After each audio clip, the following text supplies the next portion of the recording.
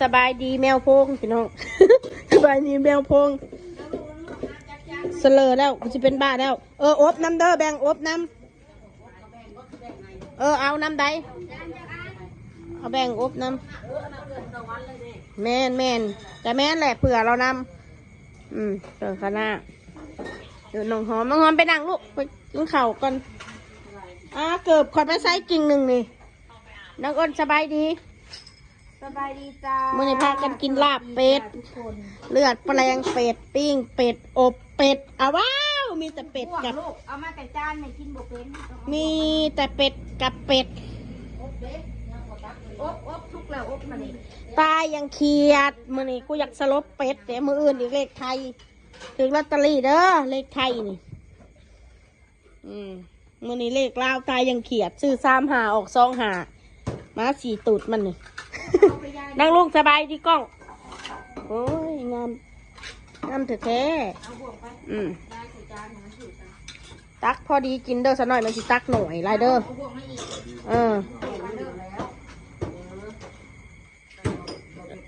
บอแล้วจะกินไก่เป็นโตแล้วเอาพอเห็ดบัด2 โตแล้วเป็ดน่ะปิ้งขึ้นหน่อยเถอะจ้ะ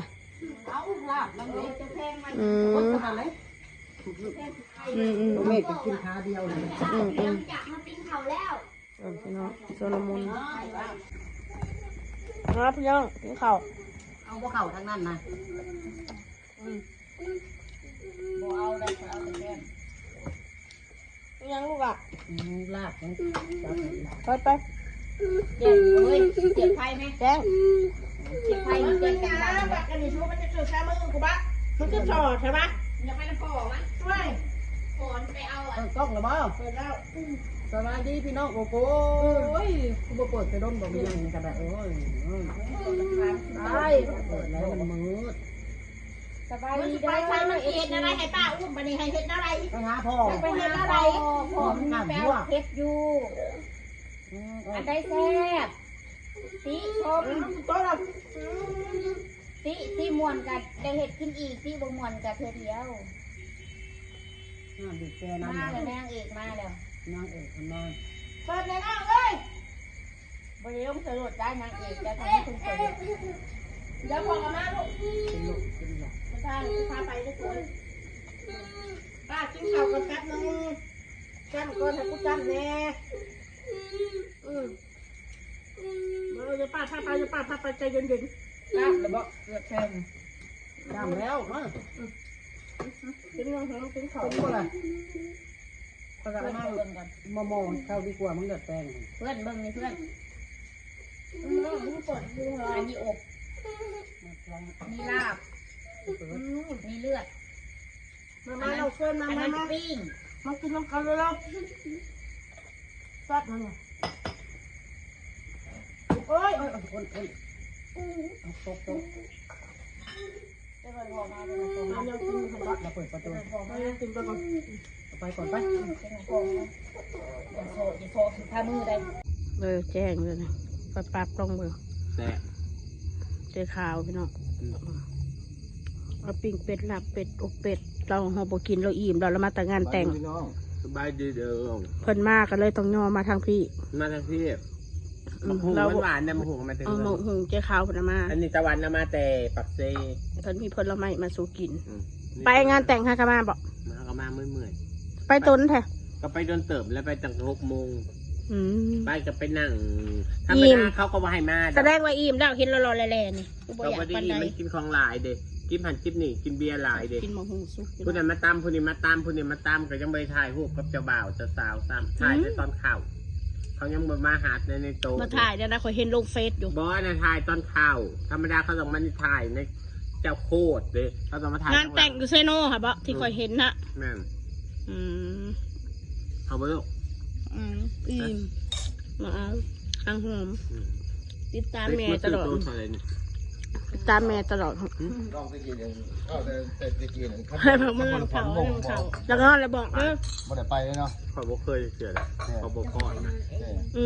เขาเป็นคนบุมักผ่อนละวงมืออื่นมันเช้าคันดีเจได้อยู่ นี่พี่น้องแล้วก็มีลาบมีอบ ถ้ามีดีเจมาเขาจะอยู่ดีเจเขาขึ้นประมาณ10 โมง อ้าวนายเชลน วันทูทีพี่น้องมาขอตั้งกล้องตั้งหน่อย เป็นอย่างเขาไปว่าเขาเป็นกระเทยเสือ เอาแล้วจะเข้าที่บ้าน ทางเบาโกให้กินหลายเดียวไหนมีคนมาเบาคุย ใครสิว้าววันนี้ใด ว่าพูดแต่แหกมัน ต้อง อ ค อ อย ก บุ เลย ญดอกทั้งนั้นทั้งคนอื่น กูจะให้อีโตว้าวอีโตคอมเมนต์มาหรือว่าอีโตว้าวไม่ยืนยัน ว่า ว่ากูกินของมันกูเคยออกเป็นจะเสือบ่ ขาเราออกไปกัน บ่คันเราหยอกว่าหัวเขาก็ไปให้ดอก ไปก็ออกเจ๊เราก็ออก เปลี่ยนการออกได้แล้ว นอกจากมือได้ถูกเลขถูกไว้เขาเรียกคนเดียวเลย ถ้าทำมาถึงเขาประหารกันนะตอนนะ มาถึงกระหัน พี่ กัน ตะวันช่วงนี้ทุกเพลงก็เป็นเจ้าบ้านก็ออกกำลังกายซื่อๆแล้วก็เป็นคนเฮ็ดเวียเฮ็ดยางล่างสวยล่างบวงเป็นคนเฮ็ดเวียคันจนมือเราออกเงินกะบ่ให้เราเฮ็ดช่วงเรามีเงินแล้วก็ไม่ได้คิดดีตะวันเนี่ยแล้วโทรมากินเลย ตอนนั้นเรา ไปนะ ตอนนั้นเราเล่นบอลก็แตก ส่วนตอนแตกตอนช่วงหนึ่ง เล เลย ย ช่วงคนละ500,000 กูไม่เคยได้จ้าแล้วให้กูเท่าใดก่อนตะวันแสนเท่าใด อ้นน้อยอ้นใหญ่ข่อย 300,000 เราให้ ใช่300,000บาทก็ว่า250,000รวมปลายมันเลยรวมปลายมันพอดีเป็น1,100บ่หรือ ถ้า จัง ได้ ไร วันนี้นะก็จะให้ลดน้ำ แล้วต้อง เฮ้ยมาได้น้อยหนึ่งบ่หลายเป็นตัวกูนะเกิดมันหนัง ทำซีมาได้3เดือนหาแบบกูมาได้300,000 มันได้ลูกชายมันไม่หลายช่วงนี้เศรษฐกิจตกต่ำ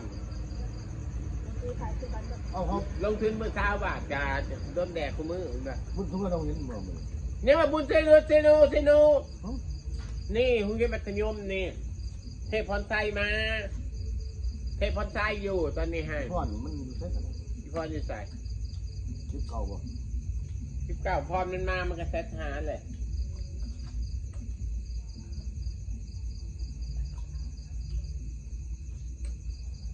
มึงคือเป็น2 โซนเหรอ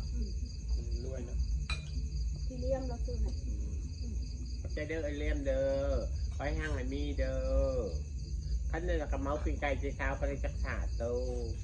มันแจกพวันแจกไม่น้อยเลยสินะเจเลียม เรามาเปล่า บอแจกตอนนี้ก็ได้แบบว่าอยากได้แบบอยากมีโมเมนต์แบบว่า คนโอนเงินมาซื้อปิงไก่แล้วมาให้คือสมัยก่อนพี่อะไรนะพี่แล้วใจดีได้แล้วให้พวันเน่ให้ไม่น้อยเนาะ มันกระป๋องเนาะ อาจจะลุงพงเนี่ยแล้วซื้ออย่างอย่างก่อนลืมซื้อ คือ แล้ว เนาะ แล้วงามๆดอกเรา2 เสือ 3 เสือได้งามมันเกิดใจขาวเราก็ให้ก็ขอบใจเด้อน้องลืมซื้อหรือ ก็ขับใจช่องเขาว่าปลาระเบิดช่องเขา บอกคันระเบิดนะขอบคุณละหลายเราเนี่ยท่านเนี่ยเจเลียมท่านอยากเมาไก่ใจขาวสัก4 5 โตมาให้พวันให้นั่งมนให้นั่งยังแบบนี้นะก็ยินดีนะหรือว่าจะกันแบบเลี้ยงใจขาวสักลังหนึ่งกันยินดีไอเป็นเข้ามาเด้อ บ่กิน ตะละเนว ก็ไม่ได้กิน ก็กูไปหันกินกูไปกินกูกินกับผู้บ่าวกูเลยแล้วกูจะจับคุย ว่าหมู่พาเมื่อวานนี้เพื่อน ไม่อย่าง ตอนนี้มือนี่คือที่มีผู้บ่าว ไป เดา อ้าว ผู้เถื่อจะ มีเงินเด้มีเงินล่ะกูไปได้บ่มีเงินกูก็อยู่หีแหงเจ้าหมู่บ้านสงสัยไปหาผู้บ่าว บอกเมื่อวานบ่ได้คุยเพราะว่ามันบ่ ไป งา กั ม บเจดำน่ะ บ่งามมีอยู่น้องนุ่งครับเป็นน้องเป็นนุ่งแล้วบ่ได้ มันเฮ็ดยังบ่ได้ อยากกินข้าวที่ตายเลย นับคือว่าอยากกินเลยครับเป็นน้องเป็นหนูว่าอยากกินเลยเข้าใจแล้วเฮาครับเป็นน้องเป็นหนูหักแพงกันเลยเท่ากันเนาะหยอกกันด่ากันแบบสื่อคือหักแพงกันถ้าผู้ใดสั่งเจ้าข้าวบวชน้ำหัวเน่ามันจะ จ้า เกลียดไปเลยจ้า เจ้าจะสั่งข่อยบ่ล่ะ ก็สั่งอยู่ลองให้กูทำกูก็สั่ง มันคือว่ามันข่อยค่ะ อันนี้ยังเบรกกูสั่งจิ้มจะหารกินกูเถื่ออยู่มึงเถื่อกาเปียกกูมึงเถื่อกูกาเปียกมึงกูไม่ได้กินได้ ข่อยบ่มีข่อยให้เจ้าจ่ายผู้เดียวเลยแหละข่อยได้ชนได้ ที่เจ้าที่คอย ที่บางทีโมโหเนี่ยอย่างตะบันเงินซื้อเลขมีเป็นเงินมาหารกินบ่มีมันกลัวใส่กูออกว่าแหละกูบอกให้ยุดเลขยุดแล้ว ยุดแตกกูนี่ เอา บอกว่าซื้ออันนั้นแบบตายมาแล้วอ้ายมันก็ซื้ออยู่นิดนึ คือง กูจะมาซื้อโดนกูซื้อเท่านึง คันถือกูก็ถือลายแต่คันถือลายกูก็ไม่เรียกสูงปิดไปกูก็หด10เงียบแล้วแหละ เมื่อนี่ถือกินหรือถือแดก ถือแดกจ้ะ ถือแดก จ้ะ หมดไปเท่าไหร่ หมดไป2 ล้าน 2 ล้าน 2 ล้านเก็บกว่า 3,000 บาทซื้อ3575 2363 พอยก็ซื้อ363 แต่ละแน่ซื้อ3575คือกันจ้ะ ฟังตัว500,000ได้ โทษอะไรกระสั่งเขาซื้อโต๊ะ70บ่ได้ซ้ ในรอบหลายปีแต่กูซื้อรา ำถ้า คา ถือ แพงขนาด ถ้า นี้ ถือ70,000ก็ได้หลายอยู่จ้ะ เอากูซื้อ500,000กูก็ไม่ได้ร้ายดอก45 ล้านกีบ 45 ล้านเขาก็ยืมเจ้า5 ล้าน กูให้ยืมจ้า ให้ยืมคือเก่า เนี่ยกูถูกเลขปุ๊บเนี่ยกูถูก10ปั๊บเลยมึงไม่หูจ้า ยืมคือเก่า สมมติกูสึก400-500 เจ้าแบบนี้เจ้าสิบ่ถือ กูก็เคยถือมาแล้วจ้ารับ100,000 บาทกูก็เคยถือแต่กูหู10จ้า 3 ปีเท่านึง แหวน3 ปีเท่านึง10 ปี 10 ปี เท่านึง เนาะ หลายแสนกูเคยถือมาแล้วถือเรื่อง3 ตัว 2 ตัวแต่มันก็บุคุ้ม เลขไทยเด้อมือ หัก เจ๊ ลบมาแล้วมันก็ติดไม่งาคือขึ้นเพิ่มขาดขึ้นเอง เลขไทยเจ๊มือ บอกกูโบยุ่งแล้วจ้ะกูเบรกไปประมาณ2 เดือน 3 เดือน 4 เดือน 5 เดือนกูหังเงิน ลอตเตอรี่ซื้อลอตเตอรี่จะใส่ ไปเล่นกับโบถือจ้ะ เคยบอกเจ้าจะถือรถ บอก แต่ จ้า จ้า มึงห่างคนเดียวโลด เขาซื้อไว้แล้ว มึงห่างคนเดียวจ้ะ บ่ห่างดอกถ้าถือก็2-3 หมื่นนี่แหละ คือกูหันมาเฮือนเนี่ยเขาให้ติดหนีอยู่กูปติดไปกับใส่หนีเขาเก่ากูแต่ละคนเอา ไปเด้อพี่น้องเอาเบิ่งอันนี้ ยังไม่ด่ามึงเสนอ ด่ากูมือโทษก็ด่า เวลากูบอกว่าต้องซื้อเล่มันจะมีเงินสแต็กข้าว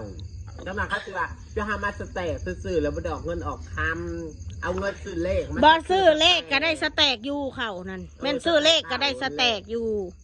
ได้กินอยู่เขาแนวกินแซ่บๆก็ได้สแกกอยู่ แห้งนะเมื่อปักเซ่ โอเคเด้อพี่น้อง จอดรถกิน